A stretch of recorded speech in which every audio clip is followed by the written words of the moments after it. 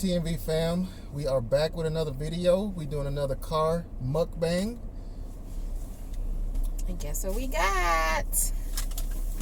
Y'all know where we are. If you don't, we're in the H-Town. So we had to do Turkey Leg Hut. Yes, indeed, honey. And so today is the 4th of July. And that line was long, y'all. That Turkey Leg Hut line was wrapped all the way around the building. They're busy over there. They're busy like that on a regular day, especially a Saturday. And then couple that with it being the 4th of July, baby, they're super busy. But if y'all haven't been to the Turkey Leg Hut, then I'm telling y'all know what y'all missing. If you have been to the Turkey Leg Hut, then you know what I'm talking about. You know how good it is. It's quite good. Okay, we got trays to eat. Yeah, we'll show y'all as we eat what we got. You told them what you got? Honey. Did you tell them we ended up going to the truck? No, we did end up going to the Turkey Leg food truck. I told y'all the line was wrapped around the building. It's probably like a 2 or 3 hour wait.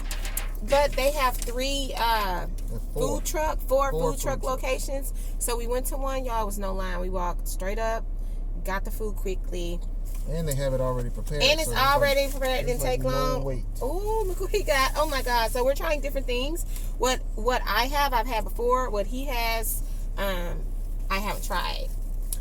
So this is the Cajun mac and cheese turkey leg, and it's delicious, y'all. It's to die for. Can you see that? Cajun crawfish. Cajun crawfish. Let me not leave that out. Cajun crawfish mac and cheese. So delish. It's my favorite. He's gonna show you his, which I haven't tried, but I know it's good. And I got the shrimp Alfredo turkey leg, obviously. We obviously in the mood for cheese today. Yeah, I'm gonna taste that. I'm gonna take pictures. Cause yours have like rice or something. I'm gonna taste it with rice. You see that? It's got like rice and something to take pictures. And since we ended up going to this food truck park, there was this other place called Yummy's Bite. My daughter texted me talking about who has good gumbo. Hank's Crawfish, if you're in Houston, they have good gumbo. Yummy's Bite. And we ended up getting some cheese fries there. Because one thing about the Turkey Leg Hut's food truck, at least that one, I don't know if this is true for all of them, but they don't have any sides. Ooh, baby. So we got some cheese fries from Yummy's Bite food truck on Chimney Rock in Houston. Let me get them cheese fries. Bam. Bam. You got the turkey legs? No. I got to move the cheese fries. I can get your turkey legs. Let me get mine. She talking about yours and mine. Both of them going to be ours. Well, I call it yours and mine. Let me get this one, honey. Ooh. What's yours is mine, what's mine is yours. Don't you know? So, we about to get it in, baby. Here, get some napkins. I feel like, y'all, I love cheese. Crazy about cheese. So, I feel like I want to go straight to those cheese fries, but I'm not. Oh, you got napkins already? No, I am. The forks, they gave us these little weak forks. Now, this was from the cheese place. Yummy's Bite.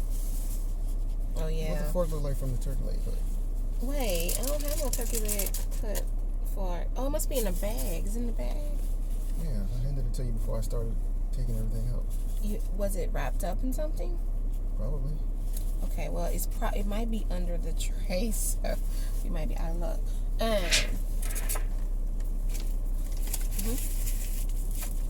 Okay, better. Yeah, this is a bigger fork.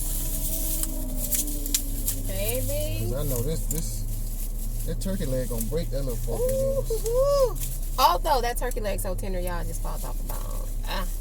Delish, y'all have no idea. This is some good eating, I'm telling you. We about to get it in. I wish we could angle this so y'all could see it, but y'all gonna have to see as we. I'm gonna try one of these fries. I'm about to try one of the fries first too, because like I said, them fries is just calling me. You see that? Go ahead and let that drop down.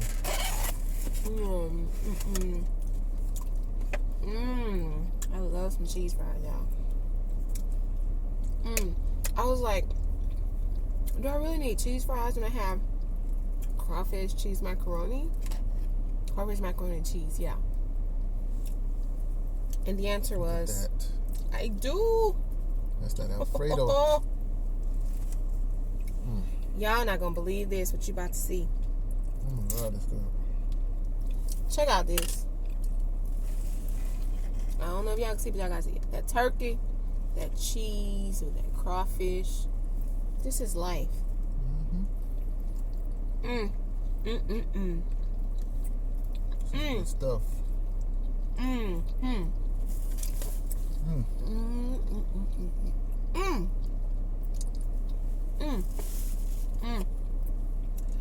gonna go back in another cheese fry, then I'm gonna try this Alfredo over here. Turkey leg hood is like a delicacy, y'all. I mean, y'all have no idea. If you don't know, I'm gonna try to. If you don't know, you need to find out as quickly as you can. Yes, you do.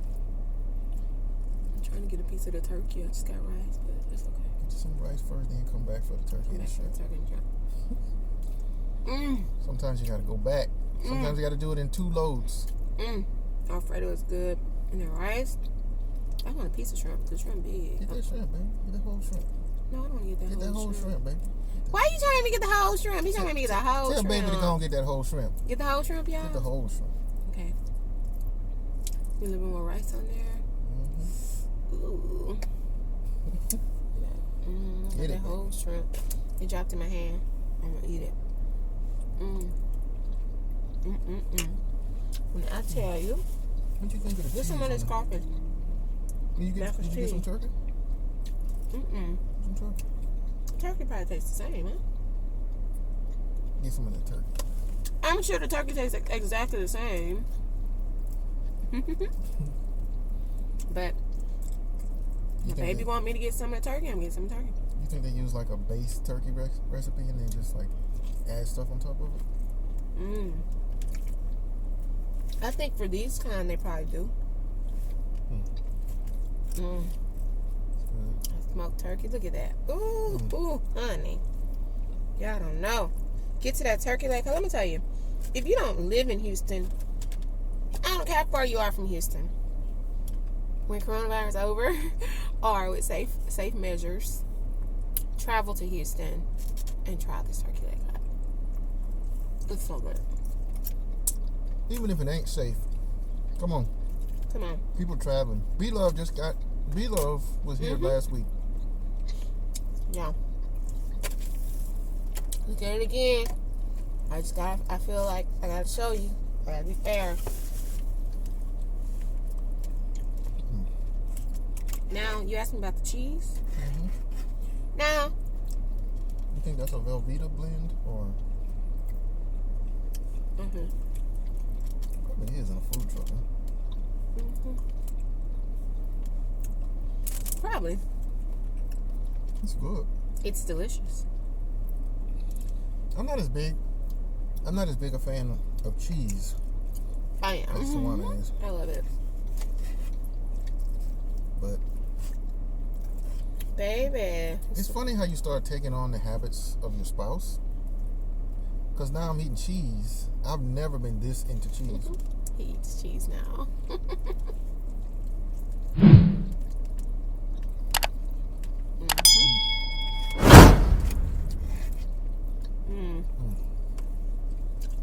This is life.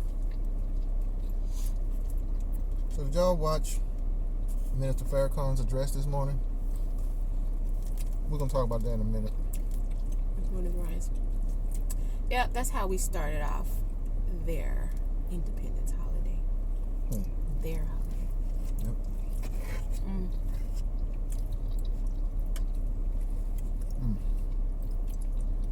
Hey, y'all. I felt like I couldn't see y'all with my sunglasses on. But I'm putting them back on because it's sunny.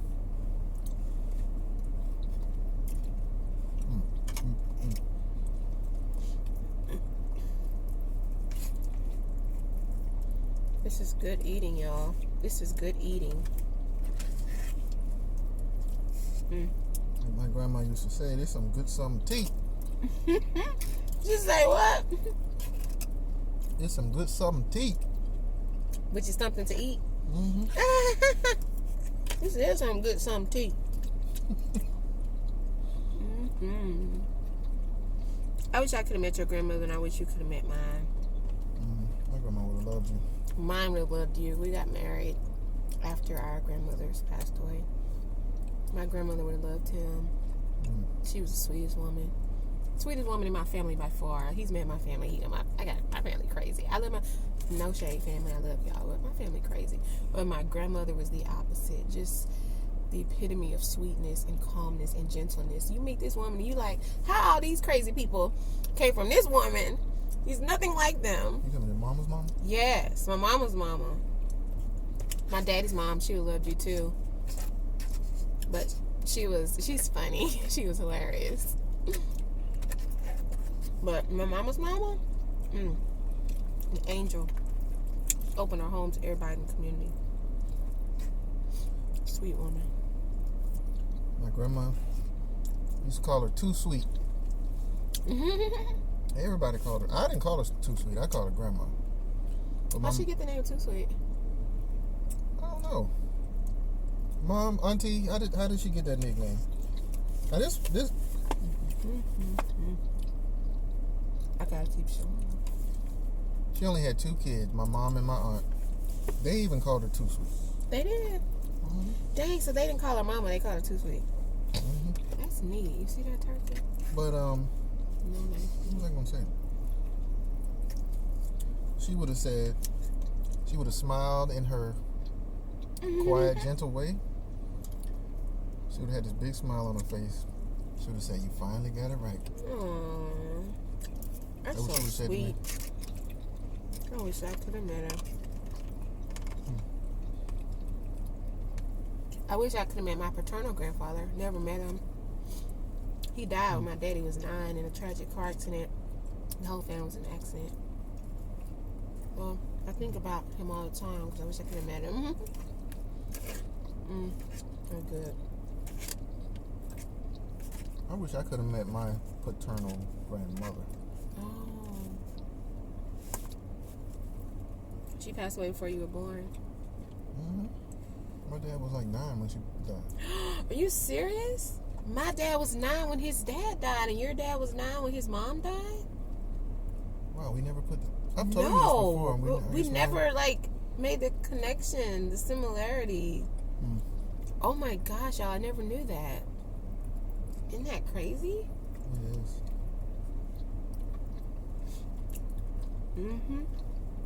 I'll never forget how old my dad was because my whole 9th year of life, I have a twin sister. We're fraternal, so we don't look alike. But my dad used to always look at us and say, I was y'all age when my daddy died. My dad's been digging up stuff on his ancestry, and he was able to trace his ancestors back from, he's Creole, which, if y'all don't know, is a mixture of African, Indian, as in Native American, and French. So he was able to trace his African ancestors back, his French ancestors, and his Native American ancestors back, all the way from immigration and slavery up to his father on his dad's side, which is crazy because I was like, how they had, I'm always skeptical of that. I'm like, how they get records of that? Because slaves, had to change their names and take on their masters' last names. But I didn't read the whole article. But whatever, these Africans were born free, so they were not born enslaved. I don't know. I didn't read the whole article, so I don't know how it has something to do with these French people. But anyway, he traced the European and the African ancestry, didn't he? He traced the European and the African ancestry from the time they immigrated to this country, all the generations up to his father. He sent me pictures of it, but he has the actual documentation, which is valuable. He needs to put it somewhere secure. Wait, so the African part of the lineage, none of them were ever enslaved? I don't know if none of them were, but I didn't read the whole thing. But the first, I guess, so-called African person that they traced was born a free man. In Africa, though. In America. But there had to be somebody before him. Well, I don't know. Well, yeah, I don't know. I don't know if they weren't able to trace back to before him. Well, they were, because he was able to find where in Africa these people come from.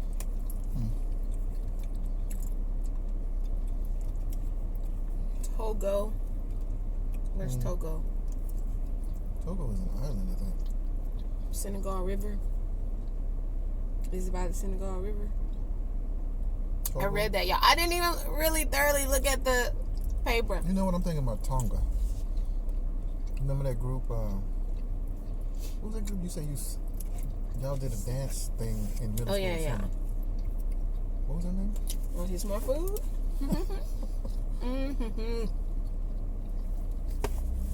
I don't remember their names, but yeah, they came from an island. From Tonga, not Togo. So yeah, Togo is in Africa. Togo is an African country, and then some other African place. But so I don't know. I need to look at it because this person must have been in Africa.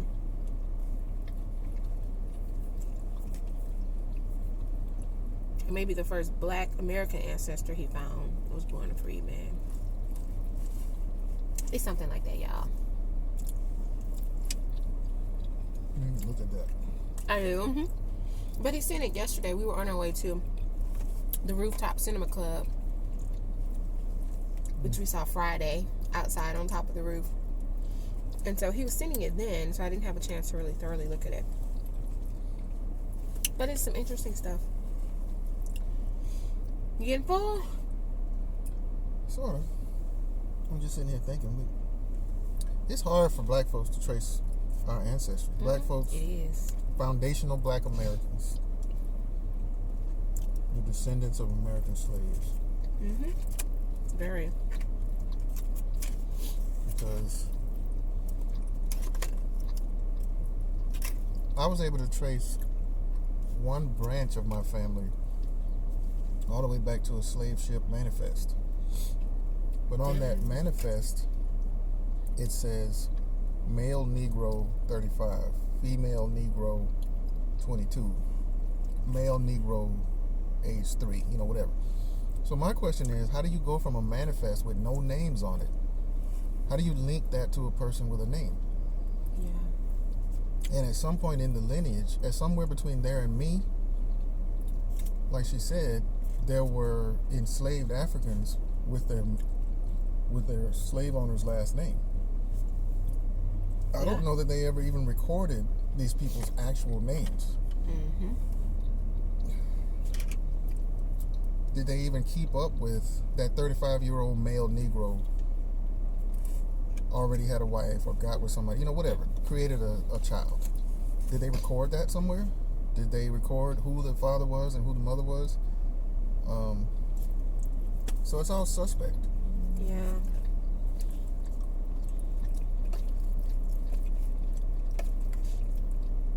It's all suspect. It is. I need to look at stuff my daddy sent me. He said he's been tracing this for the past 6 years.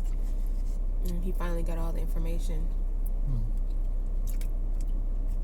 And one of our Native American ancestors owned, and I guess it's still in the family, his descendants still own it, a casino in Louisiana. I don't remember, it's some small town in Louisiana that has a casino.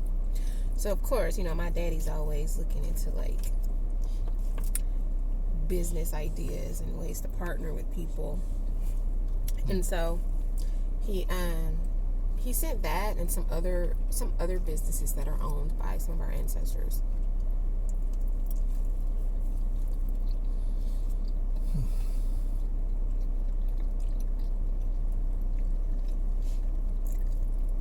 Good food, baby. This is good. But what's interesting, as I was reading that, almost all of these people came directly to Louisiana. And for the most part stayed there. If y'all don't know, people from Louisiana, most of them I'm not going to say most now because I don't know. But I know in the past, most of them stayed there their whole lives. I would say many of them stayed there their whole lives. So these people came directly from Africa, from France, straight to Louisiana.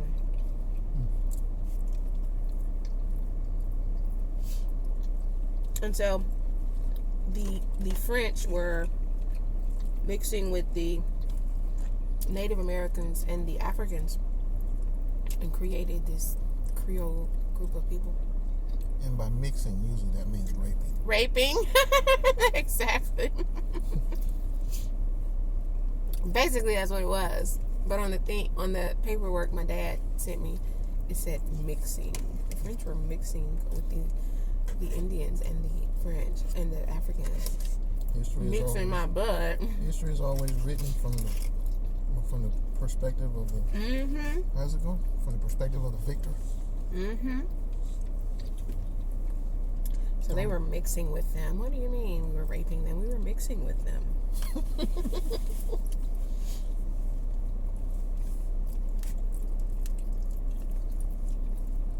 So it's interesting, y'all. Find out your ancestry if you don't know it. Mm-hmm. On my mom's side, I want to find out hers because I know she's got a lot of. My mom is probably mostly African American, meaning her ancestors are mostly African. So I bet I can find out. Well, I probably can't because of the limitations, but I'm sure she's got a rich slave ancestry history. So I say I wish I could have met my paternal grandmother. I've done a lot of research through Ancestry.com and other places and found a lot of stuff on my mom's side. But my dad's side is a dead end. In fact, I haven't gotten any further than my grandmother. My dad's story... Really? I didn't know that. You haven't gotten any further than grandmother? My dad says that his mom was from Panama. I don't know, and there is no record of her immigrating here. I don't know how old she was. He doesn't know how old she was when she came here. She married a man, and this was in Alabama. Wow. My dad was born in Alabama also. I don't know, like, where did she probably came into the United States in Florida. That's going to be my guess. How did she get from Florida to Alabama? There's no record of it. Mm-hmm. I've searched Panamanian records for her name. Maybe that wasn't her real name. Oh, wow. So that's a dead end there. Does your dad have any information? That side of my family is just... They're very closed off. They're not very close to each other. There's not a whole lot of talk of their childhood. So... I have one aunt on that side that I talked to. And she was... So my dad was 9 when they died. She would have been 6 or 7. Damn. She talks freely with me about the few memories she had, but she was only 6 or 7. So... No, I think she was 8. I think they're 1 year apart. But she doesn't like to talk about it. So... Sad. This is spicy down here. It is? Shrimp. Where? No, I really want... I don't really eat a lot of shrimp like that. Oh, yeah, like your stomach hurts. Yeah. Shrimp makes my stomach hurt. I have a mild allergy to shrimp. I eat it anyway. One of my kids has severe allergies to shrimp. She can't eat it at all. But I eat it sometimes. Like, I'll boil shrimp sometimes on my own. Or I'll eat grilled shrimp. I'll eat fried shrimp. if I eat too many of it, too much of it, make me feel sick. I eat it anyway because it's good, but just not that often. Do y'all eat this part of the turkey leg? This is the gristle. Gristle, cartilage, whatever you like to call it. This is down near the handle, you might call it. Eat that. I don't eat that. Skin and gristle. She getting full, y'all. She getting full. Cause she keep eating all these cheese fries. Mm-hmm. She is me. Sorry, I talk like that sometimes. She is me. She's eating all these cheese fries. Because she is me and me is she. Let me tell you why she's eating cheese fries. Why she eating cheese fries? She getting full, but the turkey can be heated up and eaten later. Cheese fries, I mean, I'll heat them up and eat them later, but it's better to eat them now. I would. I do not like cold fries, y'all. Once they get cold, I'm done. I'll eat them. I'll eat cold fries. I'll even heat them up, like in the microwave or the oven. Put the fries in the oven. You can get them crispy again. Yes, you can. You got to put them in the skillet with some oil. That'll crisp them up. You say in the oven? Put them in the oven. You can broil them for a few minutes. Burn them a little bit. Burn them a little bit. Ain't gonna be right. This is good. I know. It's all so good. And we were so hungry, y'all. This first time we eating all day. And sure to be the last. But we're gonna have a little drinky drink later. So Minister Farrakhan, y'all. Minister Farrakhan brought the truth this morning. Yeah, honey. And I already know the headlines are going to pick his speech apart, take it line by line, and any little line they can take and turn into a story by itself. They already know they're going to do it. So when y'all see headlines like Farrakhan admits to being a racist, Farrakhan wishes coronavirus on President Trump. What else? Just know all that stuff is taken out of context. It always is. This man told the truth about American history.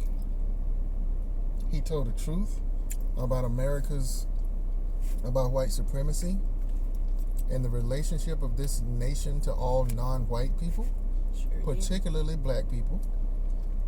He told them to fess up and admit. This was a powerful part right here. He said when your so-called founding fathers said all men are created equal and all of this kind of stuff, if you only meant that for white men, you should have said that. You should have said it. Sure did. Because that is what they meant. Exactly. That was powerful.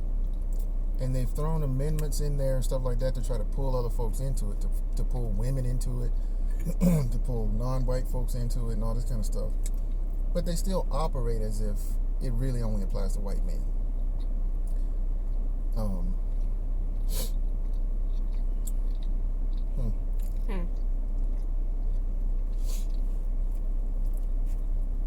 This man spoke truth to power, and a lot of people, including some black people, can't hear it because Minister Farrakhan has been labeled as so many negative things that even the black community has had a hard time accepting him as the true messenger that he is. We're not Muslim. We're not part of the Nation of Islam. Let me go ahead and put that out there. Not that I think that's something shameful, but I want you to hear that you can support this man's message regardless of your religious affiliation or whatever label you've given yourself or whatever. The truth is the truth no matter whose mouth it comes out of. Problem is people don't like to hear the truth. And one of the things that he said, people gonna take this out of context too. Some of y'all might even take it the wrong way. But one of the things he said was that we were taught to love our enemies. So the people that enslaved us and oppressed us, we were taught to be dependent on them. We looked to them as being superior. We called them our masters. So we were taught to think highly of these people. So we have been brainwashed as black people. So yeah, it's going to be hard to hear someone like Minister Farrakhan speak the truth, which goes against everything that we've been led to believe. So it creates cognitive dissonance where you have two contradicting beliefs. And there's going to be a natural inclination to go with the one that you've always known to be true. And the one you've always known to be true has been a lie. So, in a sense, Black Americans are trauma bonded to our white oppressors, which means even though they do us wrong, they do us harm, we still feel like we have to be in relationship with them because we've been brainwashed that way. So that makes it hard for the Black American community to hear the truth and accept the truth. But it's time to wake up, folks. For real. Wake up and listen to the message with an open mind, because you know what he's talking about. It's real.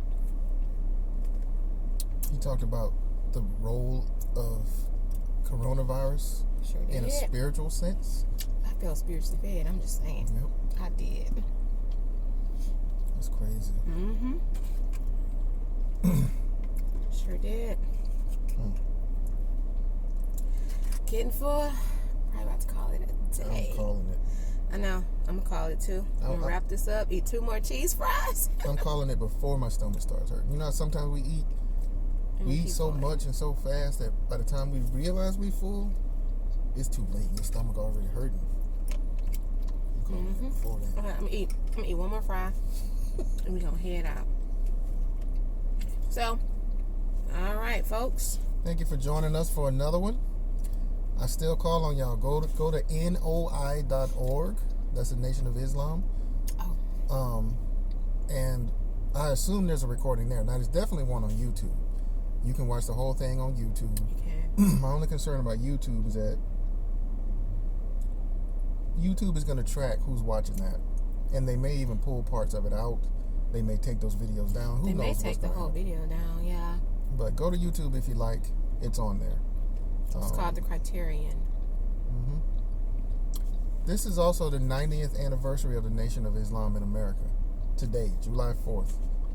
90 years ago they were founded. I didn't know that until I listened to his message. So if you want to celebrate something other than white folks getting their freedom from Britain. Because that ain't got nothing to do with us. Nope. Just saying. Alright, I'm going to heat those up tonight. If you want a good excuse for your barbecuing that you're doing today, because I know some of y'all barbecuing. Okay. There you go. You can celebrate the founding of the Nation of Islam. Yep.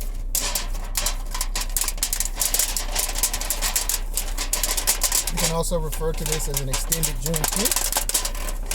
There you go. I like that. And I think it was on July 4th, 1863 or so. When was the Emancipation Proclamation signed in? There was something about black folks, the recently freed enslaved Africans in America celebrated on July 4th their actual emancipation. But it was like, that actually happened like 100 years after the United States got its independence from Britain or something. And so look that up also. That can be something you can celebrate. But thanks for joining us. Make sure you subscribe if you haven't already. Hit that notification bell so you know when our videos are released. Be sure to like this video. I'm gonna ask right now. Go ahead and hit the thumbs up. Come on, y'all. Hit it. We need Give likes. us a thumbs up. I'm doing it the wrong way. Give us a thumbs up, y'all. And subscribe. So many of y'all watch our videos, which we appreciate. We love y'all. Thank you for the support. But subscribe to our channel and hit the notification bell so that you'll know when those videos are being released again. And you can go watch it. Support your girl and your boy, T&V Nation. Yes. We love y'all. T&V Nation out. Bye.